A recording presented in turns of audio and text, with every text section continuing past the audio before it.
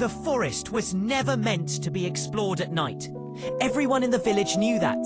Yet for years, players whispered about a hidden ritual deep inside the woods.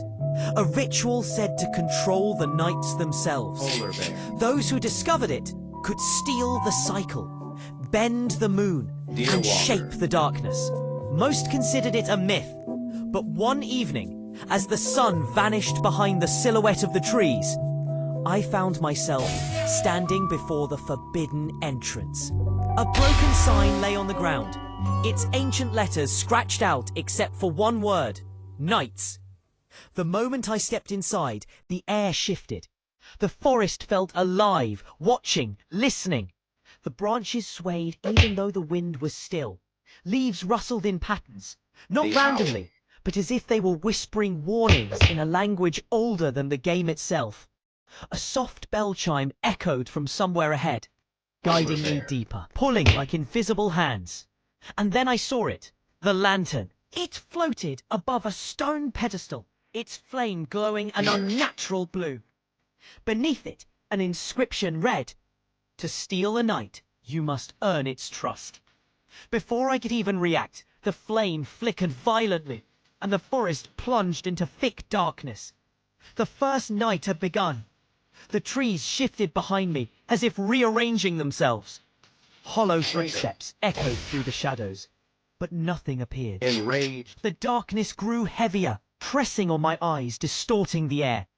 A faint howl rose from the distance, low at first, then closer, like something running between the trees. I grabbed the lantern, The owl. and its blue flame expanded The owl. into a comforting sphere of light. Only then did the creature reveal itself. It slithered out of the darkness on elongated limbs, its body twisted like a marionette pulled by invisible Deer walker. strings. Its mask resembled a cracked wooden face carved by trembling hands.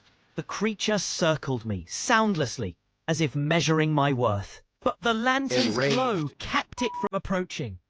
When the bell chimed again, the monster Polar bear. recoiled and dissolved into shadow.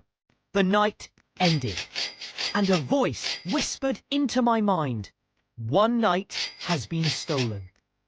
But the forest wasn't satisfied. The lantern pulsed again, brighter, almost eager.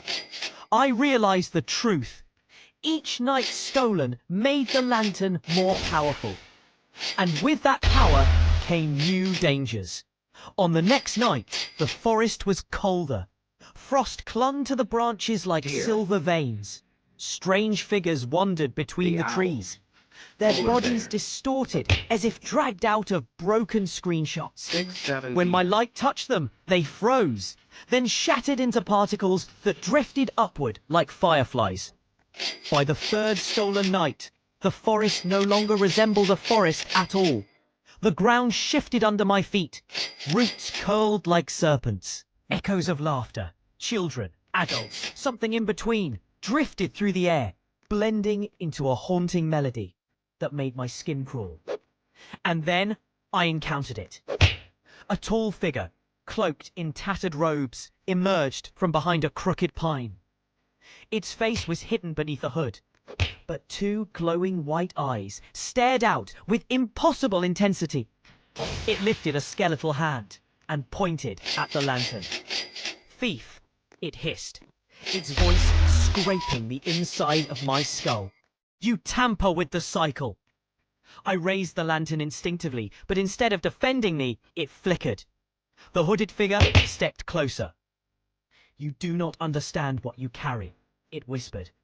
"The nights you steal belong to the Guardian. The forest starves in their absence." Then it vanished, leaving nothing but a swirl of black dust. The lantern grew heavier, almost desperate, as if begging me to continue. Each night I stole twisted the world further. The moon lost its shape, stretching into a spiral of shimmering light. Shadows gained weight and texture, crawling like creatures starved too long. Even my own reflection warped in puddles, its eyes glowing faintly blue like the lantern's flame. One evening, as the lantern prepared to devour another night, the Guardian himself confronted me. The sky split open with a roar. A massive stag with antlers made of branching starlight descended between the trees.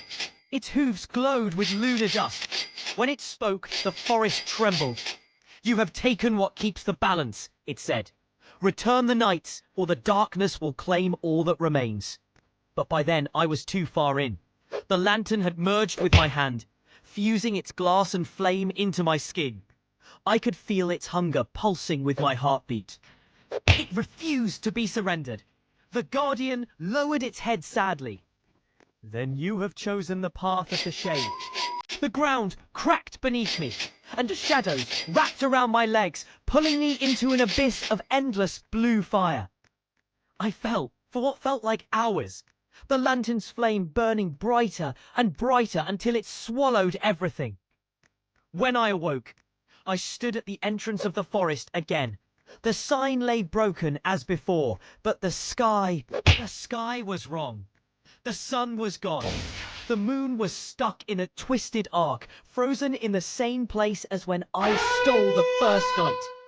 The cycle had ended. I had become the keeper of stolen nights, trapped between worlds with the lantern fused to my palm, its flame forever whispering, "Steal another." And deep within the forest, the Guardian waited, mourning what had been taken, and preparing for the day I would return to face what I had created. H2. The forest that refused to sleep. The forest felt different now. Not angry, not alive. Empty. As if every branch, every root, every scent of earth had paused, waiting for my next move. The lantern burned with a steady blue flame, whispering faintly. It no longer asked me to steal a night. It commanded me. The world had changed after I fused with it. The moon hung crooked in the sky, frozen in a twisted smile. The shadows no longer needed sources. They simply existed, cast by nothing, drifting around me like silent ghosts. I stepped forward, and the ground vibrated, as though the forest recognized my footsteps. Leaves curled away from me. Streams rippled backward. Even the wind carried my whisper. But deeper inside, beyond the crooked trees and shifting stones, something stirred. The Guardian. I could feel its presence. Wounded, UFO. but awake. I followed the faint pull in my bones, until I reached the place where the forest no longer hid its anger. Trees towered in unnatural spirals, their bark charred from the inside. Strange symbols glowed on the roots, pulsing like veins. And at the center of it all stood a massive doorway formed from twisted branches. The door of the cycle. Deer. It opened Deer the walker. moment I approached. Inside was a cathedral of shadows, a vast cavern lit by floating shards of moonlight. And at the far end stood a creature I thought I'd never see again. The hooded figure. But this time, it was not alone. Rows upon rows of silhouettes hung suspended in dark threads. Players, dozens of them, Deer drained walker. of color, frozen like lifeless puppets. Their faces were twisted in silent terror, eyes wide open as if they'd seen something worse than death. The hooded figure lifted its head. "You returned, lantern bound," it rasped. Deer walker. "The nights you stole must be restored." The lantern pulse tightened around my hand, burning with defiance. "I'm not giving them back." The hooded creature laughed, a hollow, glitched echo. "You misunderstand. The nights are not yours to keep. They belong to the cycle. Without them, the forest collapses into the void." The suspended players twitched as if hearing the word void. A sharp chill sliced through the cavern. The figure stretched out its hand, and the cavern shifted. Roots cracked, the ground split open, and a storm of shadows swirled around me. "You will return what you have taken, or you will join the others." Silence filled the air. The lantern's flame erupted, brighter than before, forming a blazing blue shield around me. A deep, monstrous roar echoed from the far end of the cavern. The Guardian burst through the wall of shadows, its star-made antlers burning like twin comets. Its body was wounded, scarred with claw marks, scorched by void fire, but still powerful, still sacred. It lowered its head at me, not in hostility, but warning. "Child of the Lantern," it said in a voice that shook the stones. "Your choices have changed the cycle. But there is one path left." It stretched its glowing antlers toward the lantern. "Let me break the bond before the forest dies." The hooded figure hissed and lunged forward, shadows forming claws. "Do not touch it!" it shrieked. "The lantern is mine!" The cavern exploded into chaos. The Guardian's antlers collided with swirling shadow claws, sending sparks of starlight in every direction. The suspended players began to shake violently, threads snapping, bodies dropping as the cycle fractured.